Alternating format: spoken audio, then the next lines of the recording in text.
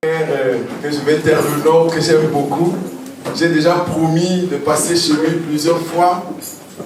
Et je vais passer cette fois-ci. Je crois après le culte, je passe, frère. Amen. Amen, amen, amen. Je vous aime aussi. Et nous nous aimons tous les uns les autres. C'est un commandement de Dieu. La Bible dit ne devez rien à personne si ce n'est de vous aimer les uns les autres. Donc si tu ne m'aimes pas, tu es en train de manquer à ton devoir. Amen. C'est un devoir. Il vaut mieux ne pas devoir que il vaut mieux devoir de l'argent à quelqu'un que de lui devoir de l'aimer. Amen. Il ne devait rien à personne si ce n'est de vous aimer les uns les autres. Alors moi je t'aime de tout mon cœur. Amen, amen, amen. Et nous allons parler, nous sommes en train d'explorer en ce temps-ci, pendant tous ces derniers temps, une question, la question du cœur. Et l'homme de Dieu nous a enseigné sur le cœur. Les hommes de Dieu qui sont passés nous ont dit comment garder, comment et pourquoi garder son cœur, avec quoi garder son cœur. Et je crois que nous avons beaucoup mangé et que nous avons pris des muscles spirituels à ce niveau-là.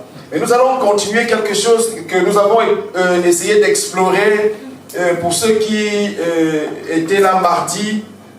Le pasteur Samuel nous a conduit dans une dimension du cœur de Dieu. Amen. Le cœur de Dieu. Ici, toujours le même pasteur avait posé la question, est-ce que Dieu a un cœur? Amen. Et si oui, comment? Amen. Et là, il nous parle de quelqu'un qui était selon le cœur de Dieu. Qui peut être selon le cœur de Dieu? Est-ce que tout le monde peut être selon le cœur de Dieu? Ou alors toi tu te dis dans ton cœur, écoute, peut-être que je ne remplis pas les conditions pour être selon le cœur de Dieu. Ou alors ce sont les gens qui te le disent. Vous savez, il y a le regard des gens, le regard des autres fait que très souvent il naît en nous des frustrations et nous nous mettons nous-mêmes en marge. Quand ce ne sont pas les hommes qui nous mettent en marge. Amen. Amen. La pierre qu'ont rejeté les bâtisseurs, elle est devenue la principale de l'homme. Très souvent, à l'époque, quand j'écoutais la musique mondaine, je la chantais même, et j'écoutais un musicien qui a dit quelque chose de spécial. Il le disait en anglais. Il disait, the stone that the builders refused has become the head cornerstone. Et il dit que things people refuse are the one they should choose.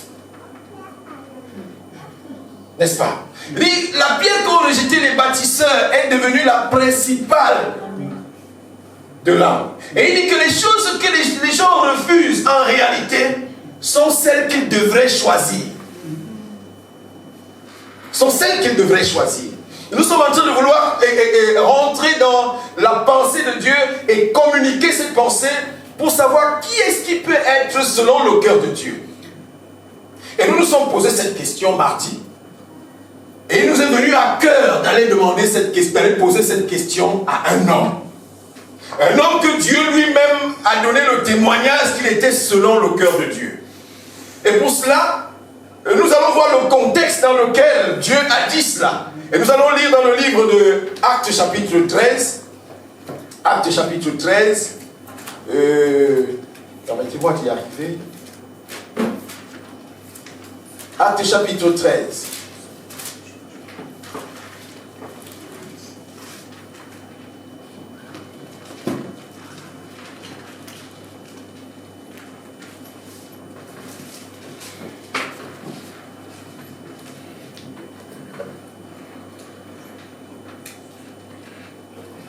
Est-ce que tout le monde y est?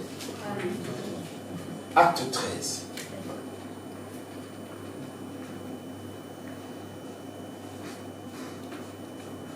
À partir du verset 15.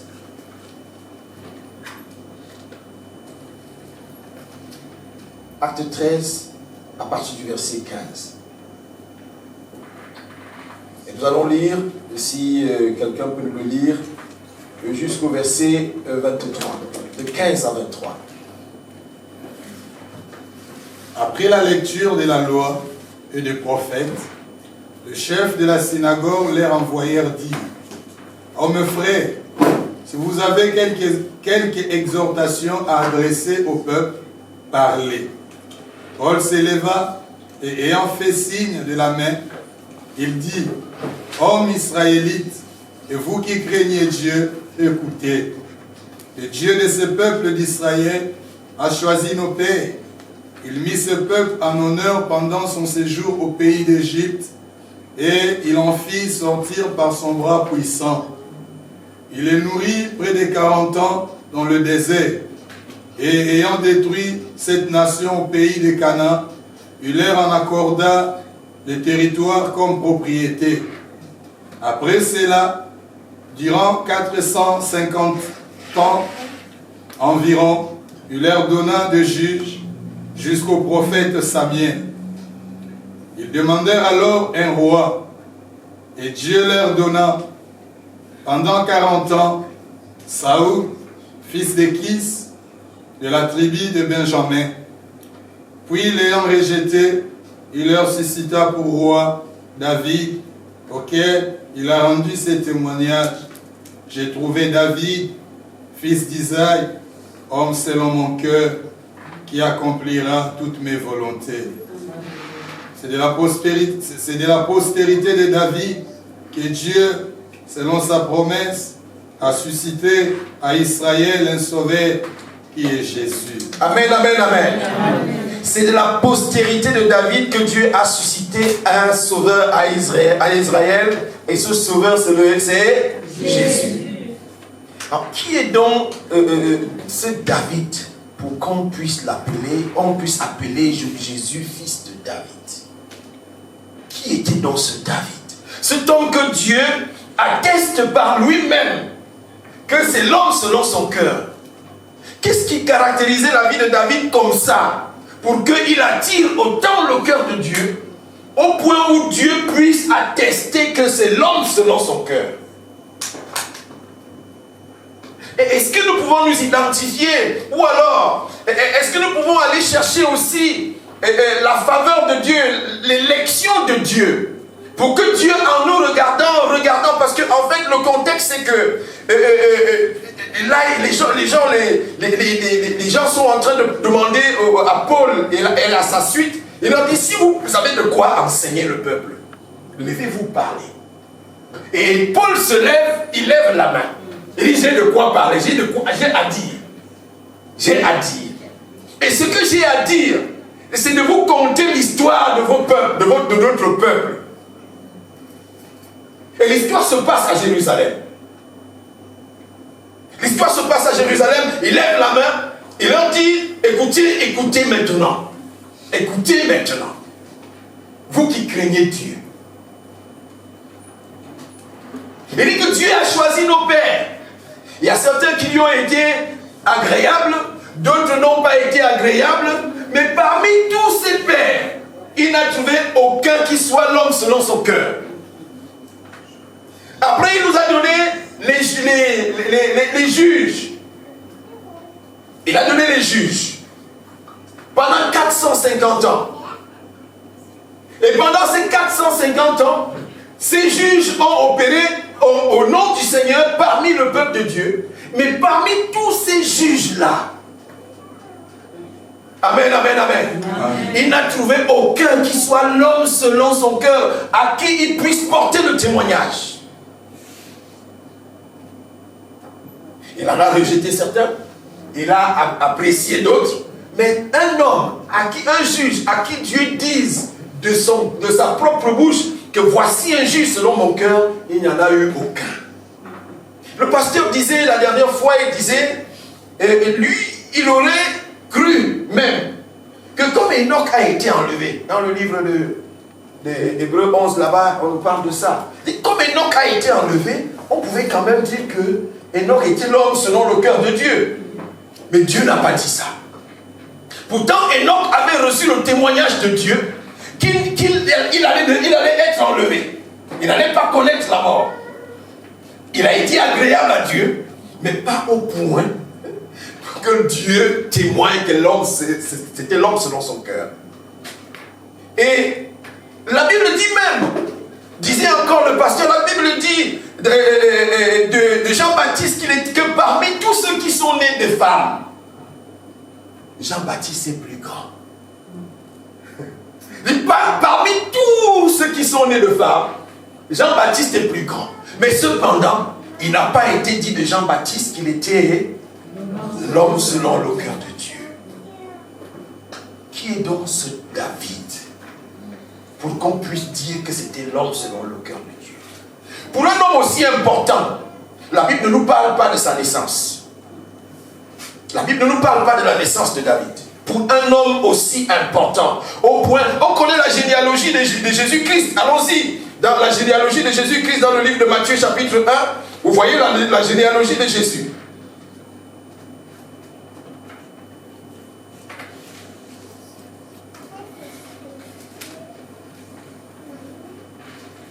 Généalogie de Jésus-Christ, fils de David, fils d'Abraham.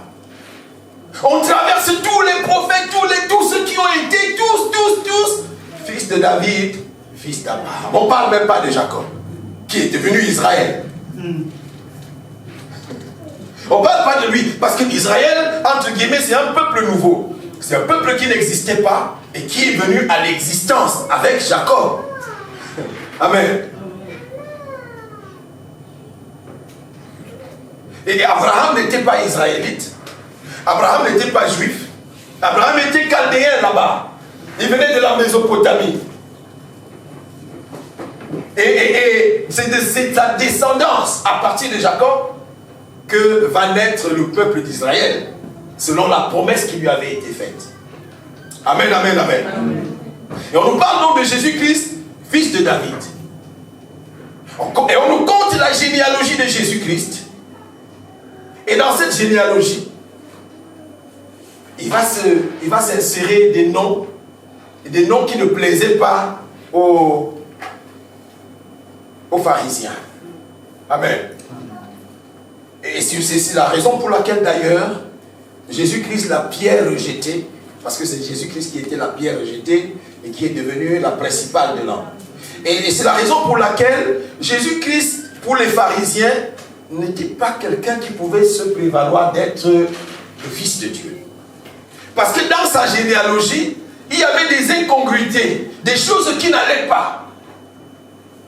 Des choses qui n'allaient pas. Il avait des arrière-grands-parents dans sa généalogie qui avaient une vie pas correcte. D'ailleurs, lorsque on est en train de nous parler, lorsque Moïse est en train de nous conter l'histoire de Joseph, à partir de Genèse 37 là-bas, il nous parle de l'histoire de Joseph. Mais en plein au milieu, au début de l'histoire de Joseph, il arrête d'abord l'histoire de Joseph. Au verset 38, il commence à parler de l'histoire de Judas et Tamar. Il parle de l'histoire de Judas et Tamar. Amen, amen, amen. Amen. Et toute cette généalogie-là ne permettait pas à Jésus de se prévaloir d'être le Saint de Dieu. D'ailleurs, ils vont le tuer parce qu'il s'est fait fils de Dieu. Ils vont le tuer parce qu'il s'est fait fils. Mais donc, qui est donc ce David dont Jésus-Christ était fils? Aussi direct que ça. Nous ne connaissons pas la généalogie de David. Nous ne savons pas quand il est né. Parce qu'on nous a dit comment Jésus-Christ, Marie est tombée enceinte, de quelle façon elle est tombée enceinte. On nous a dit comment Jean-Baptiste, on sait que c'était son cousin, et comment sa maman est tombée enceinte, comment ça s'est passé. On nous a dit les grands hommes dans la parole. On nous a toujours dit comment ils sont venus. Comment ils sont venus. Mais David, on ne sait pas. On n'en sait rien. On nous dit que Isaïe était son père.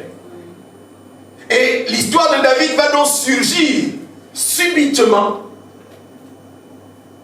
dans le livre de 1 Samuel chapitre 16, sans qu'on sache d'où il vient. On n'a jamais parlé de lui. Pourquoi n'a-t-on pas parlé de David? Bien aimé, ce soir nous voulons amener toute pensée captive à l'obéissance de Christ. Nous ne voulons pas impressionner. Nous ne voulons pas donner une bonne impression. Mais nous voulons transmettre la vérité de Dieu. Afin que nos méchancetés, la Bible dit méchants que vous êtes. Nous sommes trop méchants. Au point où nous faisons des exclusions au milieu de nous. Entre parenthèses, lorsque Dieu s'en va appeler Jérémie, il appelle Jérémie, il lui dit, écoute, voici ta mission. Jérémie commence à vouloir essayer de refuser. Et il dit à Dieu, non, il est petit. Dieu lui dit, non, non, tu n'es pas petit.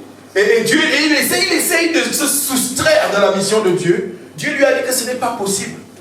Ce n'est pas maintenant que la question va se régler. Elle est réglée depuis.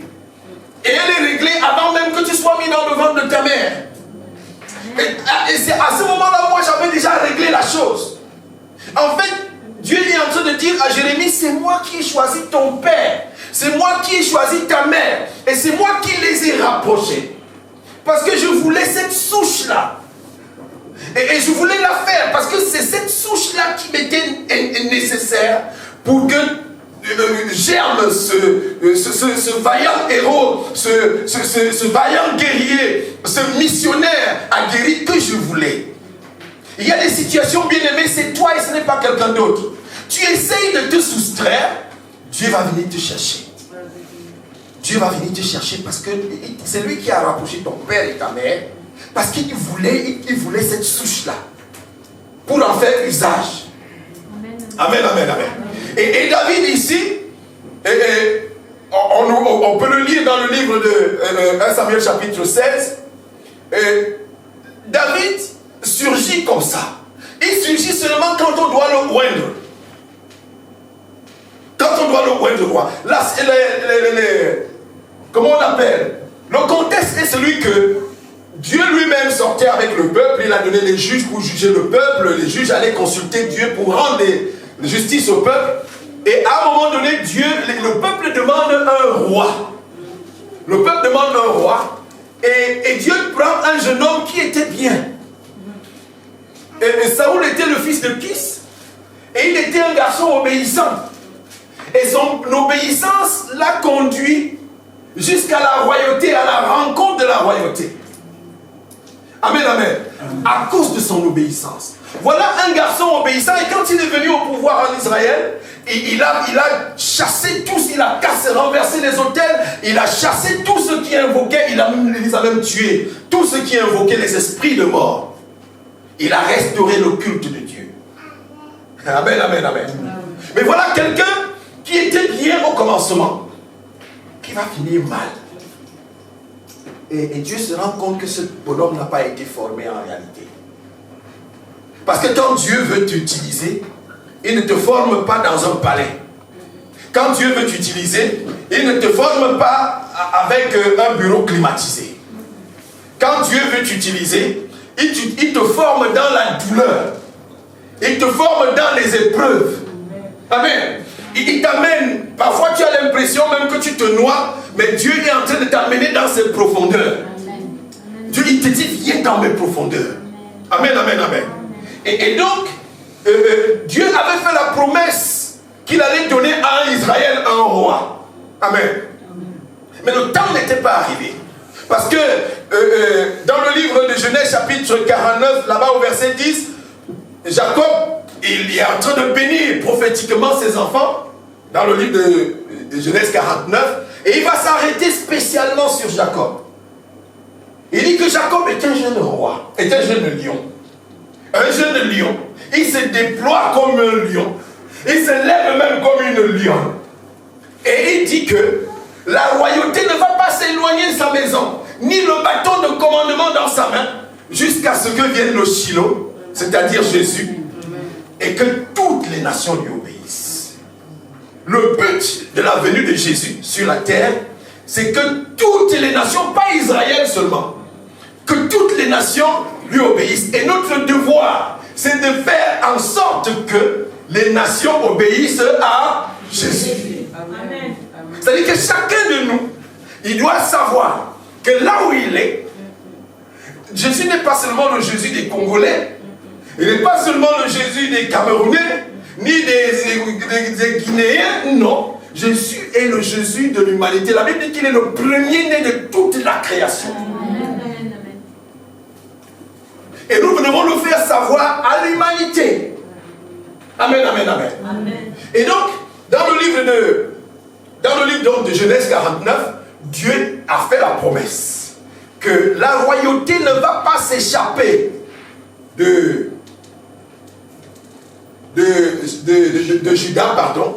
Juda, jusqu'à ce que vienne le Shiloh. Jusqu'à ce que vienne le Shiloh. Et quand même, à cause de ce Genèse chapitre 38 qui intervient après que Moïse ait commencé à nous parler de l'histoire de Joseph, à cause de cette on appelle ça comment? Imprudence, de cette imprudence de Judas, qui est allé auprès de sa belle-fille, croyant que c'était une prostituée. Chose, non seulement c'est interdit d'aller auprès de la femme d'un parent, de sa fille, de son fils, c'était interdit d'aller auprès d'une prostituée. Il a fait les deux. Il croyait que c'était une prostituée, c'était la femme de son fils, son défunt fils. Il a eu commerce avec elle, et à cause de cela, il a donné en gage le bâton, qui est la souveraineté. Il a donné la ceinture qu'il avait à son rein. Amen. Il a donné des outils de souveraineté à une prostituée. Il croyait que c'était une prostituée. Il a donné des outils de souveraineté. Il a donné imprudemment la souveraineté. Il faisait des choses physiques. Il ne savait pas que ces choses physiques qu'il faisait avaient un impact spirituel. Et c'est comme Jacob et Ésaü. À cause d'un plat de lentilles, à un plat de lentilles, il dit que non, toi donne-moi. Il dit, je vais te donner mon plat de lentilles, mais seulement si tu me laisses devenir ton grand frère. Dis-toi que c'est des choses simples. Vous voyez? Mais avec un impact spirituel sérieux. Dieu a pris compte de ça. Lorsque tu fais un vœu, lorsque tu prends un engagement, fais attention. Nous irons voir quelqu'un tout à l'heure. Jephthé, il s'appelle. Nous ne parlerons pas de l'engagement de Jephthé. Mais Jephthé, lorsqu'il est sorti avec les armées pour combattre, il a fait un vœu à Dieu. Et souvent, quand tu fais un vœu à Dieu, fais la quantité que tu peux supporter. Amen. Amen. Ne va pas dans la démesure avec Dieu, sinon Dieu t'attend devant. Dis-lui ce que tu peux faire. Laisse Dieu, lui, t'amener à ce que lui veut que tu fasses, même si tu ne veux pas faire. Mais si tu lui donnes, si tu lui fais des promesses que tu ne peux pas tenir, ça peut être dangereux pour toi. Amen, amen, amen. Et donc, nous sommes allés lire dans le livre de 1 Samuel chapitre 16. 1 Samuel chapitre 16, nous sommes en train de voir qui était David. Amen, amen. Et pour nous identifier un peu, pour essayer de voir. Peut-être pas en tout. Amen. Parce que tout, c'est pas tout ce qui est bon.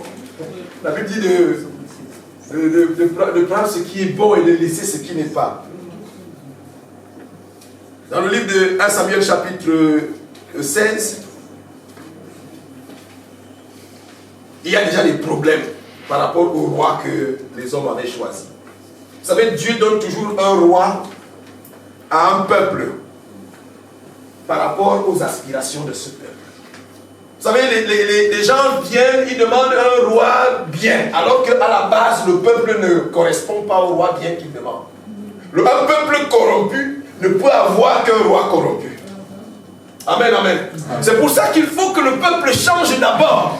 Il faut amener le peuple à la conversion. Et quand le peuple est converti, Dieu lui donne le roi qui lui est nécessaire. Amen. Mais sinon, Dieu ne donne qu'à un peuple tous ces rois, la Bible dit que c'est lui qui choisit les rois, n'est-ce pas? Amen. Et vous pensez qu'il y a un roi qui échappe à Dieu?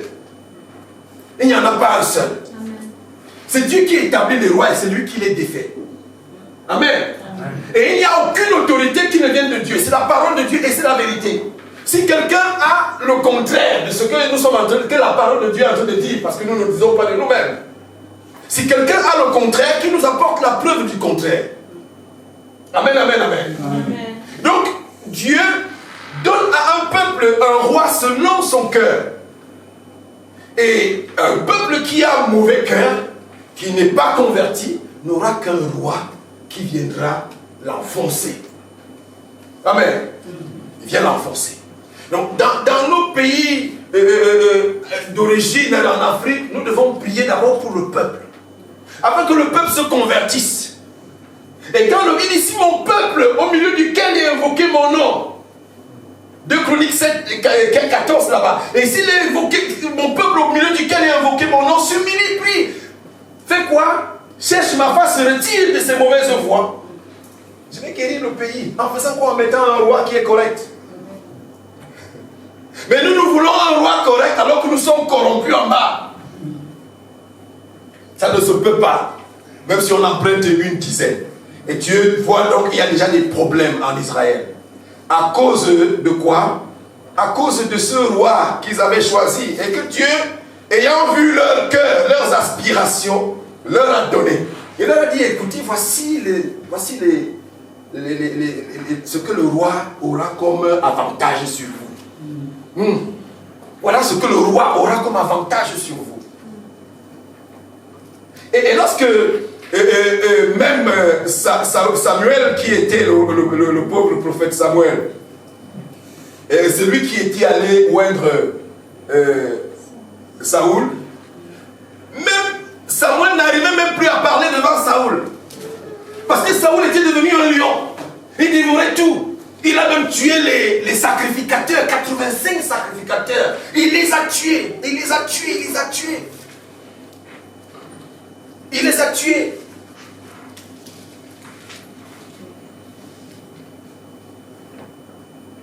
Il a tué Achimélec. Parce qu'il avait reçu David. Tout simplement. Et c'est à cause de ça qu'il a tué tous les autres sacrificateurs. 85 en même temps. Extraordinaire. Et là, ça a poussé le gémissement dans le cœur de Samuel. Samuel c'est moi qui t'ai oint quand même. C'est moi qui suis venu te oindre. Qu'est-ce que tu deviens comme ça? Et il gémissait. Dans le livre de 1 Samuel chapitre 16, verset 1, il dit, l'Éternel dit à Samuel, quand cesseras-tu de pleurer sur Saoul? Je l'ai rejeté, afin qu'il ne règne plus sur Israël. Remplis maintenant la corne d'huile. Et va, je t'enverrai chez Isaïe, Béthélémite, car j'ai vu parmi ses fils celui que je désire pour roi. Amen, amen. Amen. Et Samuel dit, comment irai-je? Saoul l'apprendra. À ce point, Samuel tremble devant Saoul, qu'il l'avait lui-même oint, qu'il avait établi. Vous savez, parfois vous avez établi un jeune pasteur, vous l'avez paterné, il est devenu grand, mais quand il prend le dessus sur vous-même en public, vous avez pitié de vous-même. Amen. Et là, Samuel est en train de trembler à ce point. Il dit, comment irai-je? Saoul l'apprendra, il me tuera. Et l'Éternel dit, tu amèneras avec toi une génisse et tu diras, je viens pour offrir un sacrifice. En fait, Dieu lui donne une astuce. Amen. Une astuce, ce n'est pas, Dieu ne le fait pas mentir Samuel. Dieu ne fait pas mentir Samuel. Dieu lui donne une astuce. Amen. Que si jamais, s'il arrive que dans cette histoire, Saoul apprend et vient à ta rencontre, il sait quand même que tu es prophète. Dis, prends avec toi une génisse et montre-la lui. Dis-lui que tu es venu faire un sacrifice. Et tu inviteras Isaïe au sacrifice. Je te ferai connaître ce que tu dois faire. Et tu aimeras pour moi celui que je te dirai. Là, Samuel est en train d'aller dans une mission. Il ne sait même pas il sait ce qu'il s'en va faire, mais il ne sait pas qui il va oindre. il s'en va. Dieu est en train de nous diriger maintenant avec une télécommande. Et que je vais te diriger. Je vais t'amener. Je vais te montrer ce que tu vas faire. Amen, amen, amen. Et Samuel fit ce que l'Éternel avait dit. Au verset 4. Et il alla à Bethléem, les anciens de la ville accoururent, effrayés au devant de lui, et dirent, ton arrivée annonce-t-elle quelque chose d'heureux? Vous savez, Samuel était un prophète extraordinaire qui faisait peur. Parce que l'ainsi parle l'Éternel de Samuel n'était pas doux. Amen. Il ne caressait pas les gens, dans le sens du poil. Il vous disait ce que Dieu a dit. Ce n'était pas, en fait, en Israël, dans cette période-là, ce n'était pas comme aujourd'hui où il y a une panoplie de prophètes qui disent les numéros de téléphone des gens, qui appellent les gens et disent qu'ils veulent qu'on prophétise sur lui, comme maintenant c'est Dieu qui va télécommander. Non. En Israël, à ce moment-là, il y avait un prophète que Dieu établissait et tout le monde reconnaissait en lui l'autorité de Dieu. Alléluia. Et c'est celui-là qui parlait, qui avait ainsi parlé l'Éternel. Et en sorte que quand Samuel venait quelque part, les gens fuyaient. Parce qu'ils ne voulaient pas que Dieu dise quelque chose sur eux. Parce que la conduite des gens était mauvaise. Amen. La conduite des gens était mauvaise. Et les gens ne voulaient pas rencontrer Samuel. C'est pour ça que là, ce sont les anciens d'Israël qui viennent. Et qui viennent le voir, au moins, est-ce que c'est pour le bien que tu viens? Amen. Il les rassure. Il va rassurer. Il répondit oui. C'est pour quelque chose de bien. Bon, eux, ils sont rentrés à la maison. Au moins, on est tranquille dans cette histoire. Il répondit oui. Je viens pour offrir un sacrifice à l'Éternel. Il dit, sanctifiez-vous et venez avec moi au sacrifice. Il invite maintenant les anciens. Sanctifiez-vous et venez avec moi au sacrifice. Il fit aussi sanctifier Isaïe et ses fils. Il les invita au sacrifice. Lorsqu'ils entrèrent, il se dit en voyant Eliab, certainement loin de l'Éternel est devant lui. Vous voyez cette histoire des apparences des hommes? Quand Dieu dit à David, je vais te montrer ce que tu dois faire. Et quand il entre dans la maison d'Isaïe, il voit Eliab, c'était le premier-né. Il avait la prestance, il avait le charisme, il avait la façon de parler, il avait tout d'un roi, d'un futur roi. Il avait déjà mis la main dans le sac pour prendre la corne d'huile. Dieu lui dit, parce qu'il dit certainement, le roi est ici. Amen, amen, amen. Et heureusement que Dieu était là. Si Dieu n'était pas là, Samuel allait verser l'huile de David sur la tête d'Eliab. Il allait verser l'huile de David sur la tête d'Eliab. Mais Dieu ne fait pas les choses comme ça. Quand Dieu choisit un homme bien-aimé, il ne regarde pas que tu as les grands frères. Non, mais il te choisit toi. Et les grands frères peuvent danser, ils peuvent se fâcher, mais Dieu t'a choisi. Et la Bible dit qu'il ne se répand pas. Amen. Amen. Il ne se répand pas. Est-ce que quelqu'un comprend l'histoire? Amen. Et ça peut être quelqu'un que vous rejetez, nous allons voir tout à l'heure. Et l'Éternel dit à Samuel, ne prends point garde à son apparence et à la hauteur de sa taille, car je l'ai rejeté. L'Éternel ne considère pas ce que l'homme considère. L'homme regarde à ce qui frappe les regards, mais l'Éternel regarde au cœur. Qu'est-ce que l'homme considère comme ça que l'Éternel ne considère pas? C'est quoi que l'homme considère comme ça? En réalité, quand vous voyez les choses que les hommes considèrent, si vous voulez connaître la pensée de Dieu, pensez le contraire. Oui. Quand vous voyez la foule suivre un homme, la volonté de Dieu n'est pas là-bas. Non. Je regrette. Mais ça, c'est strictement la vérité. Et la Bible dit que la colère de Dieu, dans le livre de Romains, là-bas, se révèle contre toute impiété, contre toute injustice des hommes, qui retiennent la vérité captive. C'est-à-dire que vous connaissez, tu connais la vérité, parce que tu vois le vent, la prestance, le vent, et les bruits de couloir, tu prends la direction du vent avec les gens. Ah non, tout le monde le fait comme ça. Il y a un moment où Dieu va te dire, il ne fait pas comme tout le monde. Amen. Même si on va te haïr, toi fais comme ça. Amen. Toi fais comme ça. Et Isaïe appela Aminadab. Il le fit passer devant Samuel. Et Samuel dit, l'Éternel n'a point choisi celui-ci. Isaïe fit passer Shama. Et Samuel dit, l'Éternel n'a non plus choisi celui-ci. Et Isaïe fit passer ses 7 fils devant Samuel.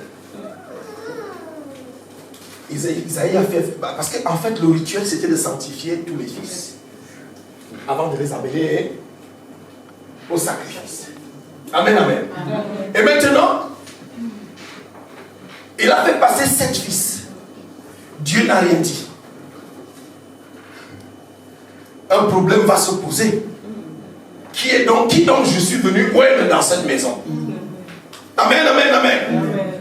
Et puis Samuel dit à Isaïe, sont cela tous tes fils? Est-ce que c'est là tout ce que tu as comme enfant?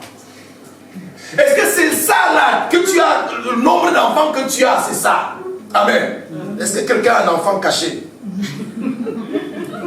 Et est-ce que c'est tous tes enfants là-bas?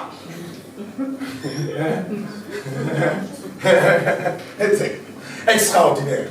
Extraordinaire cette histoire. Il dit, est-ce que c'est tous tes enfants là-bas? Et c'est là où il va se lever. Je crois tout honteux, tout confus. La Bible ne le dit pas comme ça. Tout honteux, tout confus. Il dit, il y en a un autre, plus jeune, mais il paie les brebis.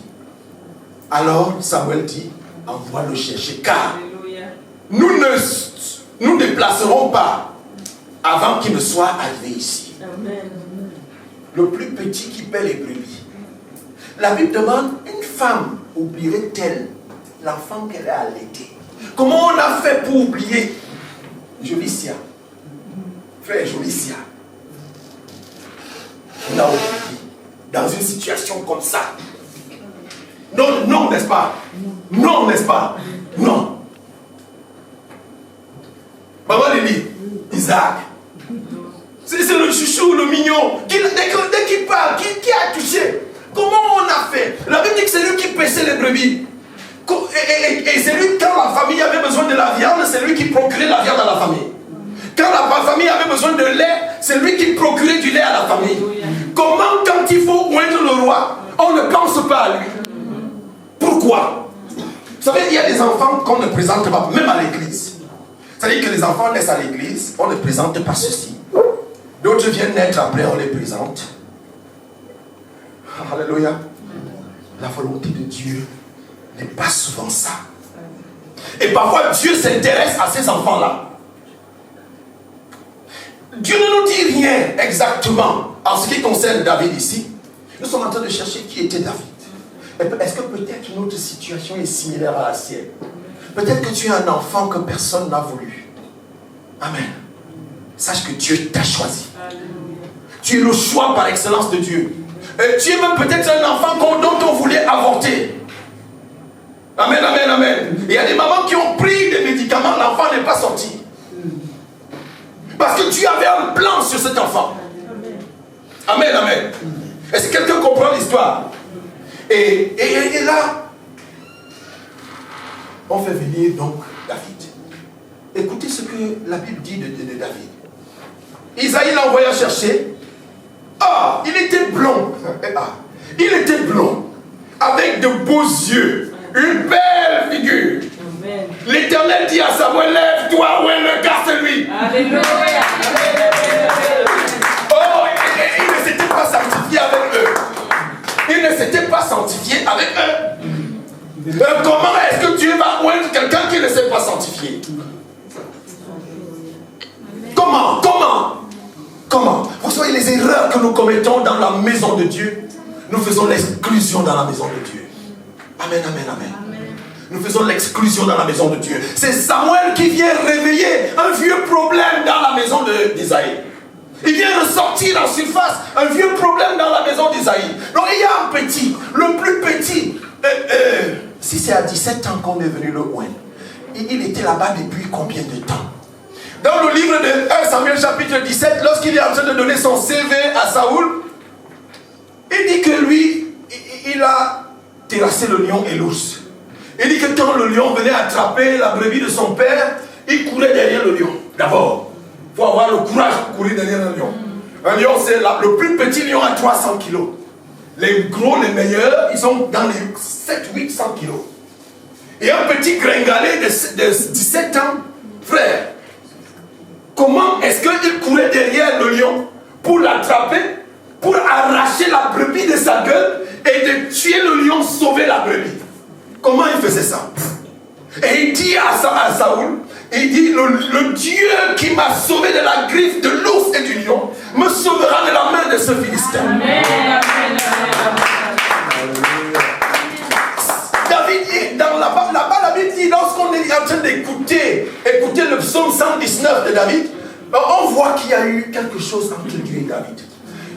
L'onction de David ici surprend Esaïe, surprend la femme d'Esaïe, surprend tous les frères de David, surprend même Samuel lui-même. Surprend Samuel lui-même. Mais sauf David. Amen. C'est une surprise pour tout le monde, mais pour David, c'est la manifestation de la fidélité de Dieu qu'il est en train de vivre.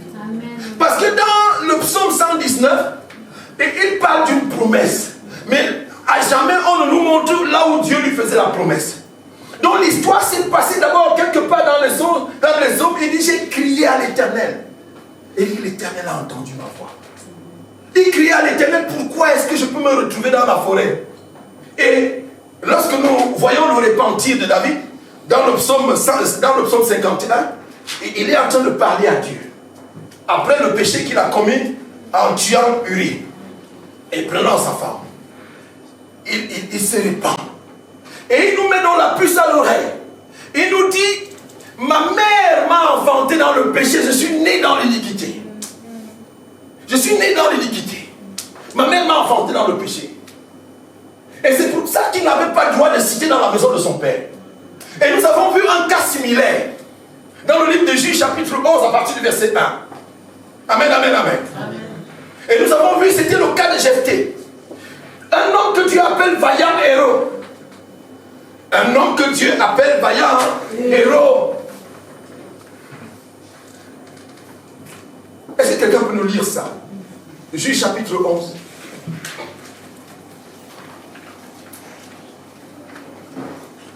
Nous sommes en train de voir qui était David. Pour que Dieu jette son dévolu sur lui comme ça.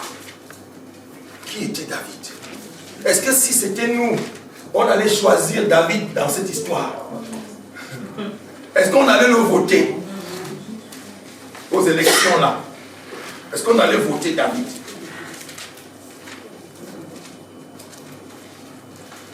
Juges chapitre 11, au verset 1.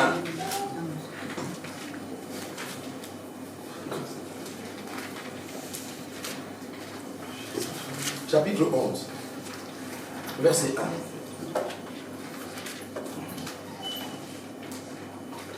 Jephthé, le Galadite, était un vaillant héros. Il était fils d'une femme prostituée. Et c'est Galad qui avait engendré Jephthé. La femme de Galad lui enfantant des fils qui, devenus grands, chassèrent Jephthé et lui dirent, tu n'hériteras pas dans la maison de notre père, car tu es fils d'une autre femme. Et Jephthé s'enfuit loin de ses frères, et il habita dans le pays des Tobes. Les gens de rien se rassemblèrent auprès de Jephthé, et ils faisaient avec lui des coups de main. Amen, amen, amen. Là, on peut s'arrêter là. Jephthé, le Galadite, était vaillant héros. Amen, amen, amen. Il dit que il était fils d'une femme prostituée. Et c'est Galad qui avait fait l'enfant.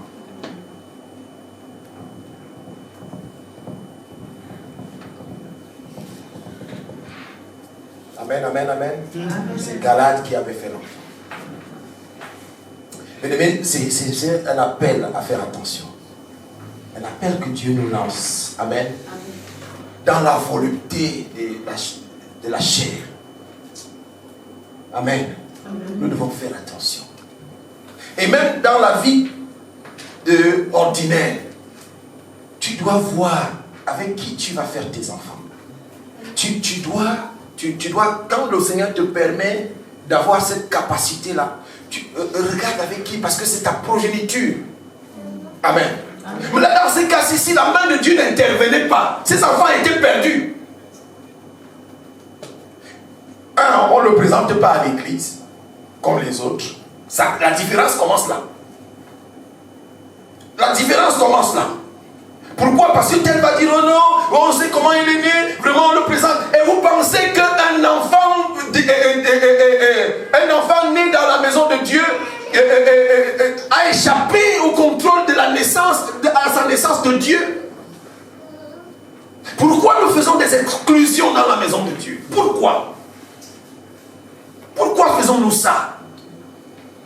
Et l'histoire de Jephthé nous met la puce à l'oreille par rapport à David. Et vous savez, pour les enfants nés, regardez ce que la Bible dit, des enfants nés des unions illicites. Dans le livre de Deutéronome, c'est la loi. C'était la loi, hein? Il ne faisait pas ça exprès. C'était la loi. Dans le livre de Deutéronome, chapitre 22, verset 2, il dit, celui qui est issu d'une union illicite n'entrera point dans l'assemblée de l'Éternel. Donc Jephthé, dans sa vie, ne devait même pas entrer dans la maison de l'Éternel.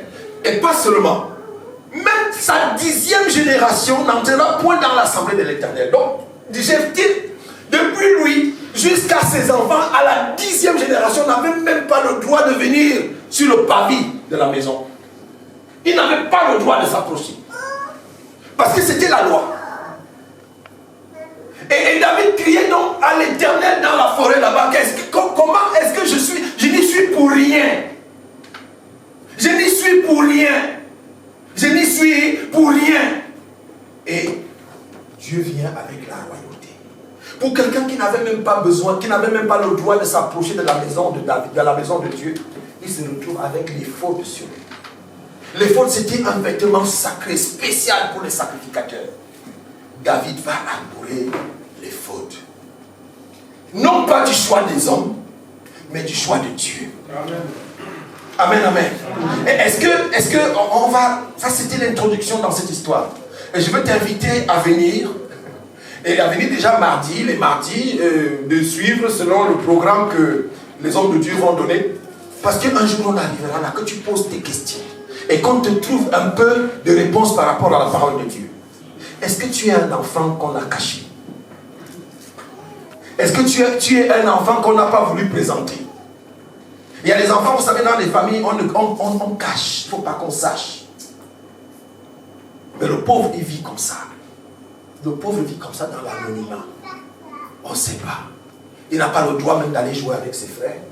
Il n'a pas la joie de partager. On ne peut pas le mettre même dans l'héritage. Amen, amen, amen. On ne peut pas le mettre dans l'héritage. Et Jésus est venu pour sortir de l'anonymat les gens qui étaient dans l'anonymat. Amen. Afin de leur donner de l'espérance. Et maintenant, étant serviteurs de Dieu en Jésus-Christ, nous devons faire comme Christ. Christ arrive à absoudre même le plus grand des coupables. Christ a réussi à tirer d'affaire cette femme adultère qu'on avait attrapée en plein flagrant délit d'adultère. Il arrive à la tirer d'affaire. Je ne sais pas ce que tu as fait. Et tu te dis que non, je suis exclu de la maison de Dieu. C'est un mensonge du diable. Le Seigneur veut t'amener. Alléluia. Non seulement à intégrer le rang des enfants de Dieu, mais aussi certainement le service. Amen, amen, amen. Amen. Le Seigneur t'appelle au service malgré l'anathème qu'on jette sur toi. Malgré le doigt accusateur des hommes sur toi. Le Seigneur t'appelle dans sa maison. Amen, amen, amen. Le Seigneur t'appelle. Le Seigneur t'appelle. Si le Seigneur nous donne le temps de continuer cette histoire, nous allons voir qu'est-ce qui caractérisait David. Pour que Dieu saute comme ça tous les enfants d'Isaïe qui s'étaient sanctifiés pour aller prendre un petit en brousse En plus, il était beau le petit. Comment on fait pour oublier un petit comme ça? Comment on fait? Je vous poserai la question la prochaine fois. Amen. Mais je garde la question dans mon ventre. Alléluia. Est-ce que le Seigneur te touche le cœur? Est-ce que tu faisais des exclusions hier? Est-ce que tu faisais de la part de l'homme? En fait, parfois, c'est le cœur de l'homme qui fait ça. Mais Dieu, lui, il ne fait exception de personne. Il est venu sauver toute l'humanité. Et les pécheurs les premiers. Alléluia. Amen.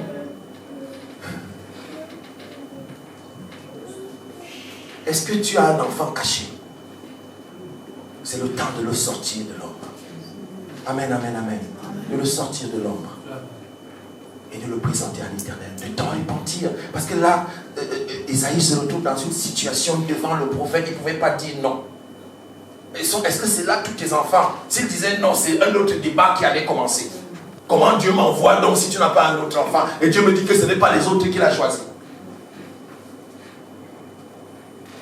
Est-ce que nous jugeons souvent selon le cœur des hommes?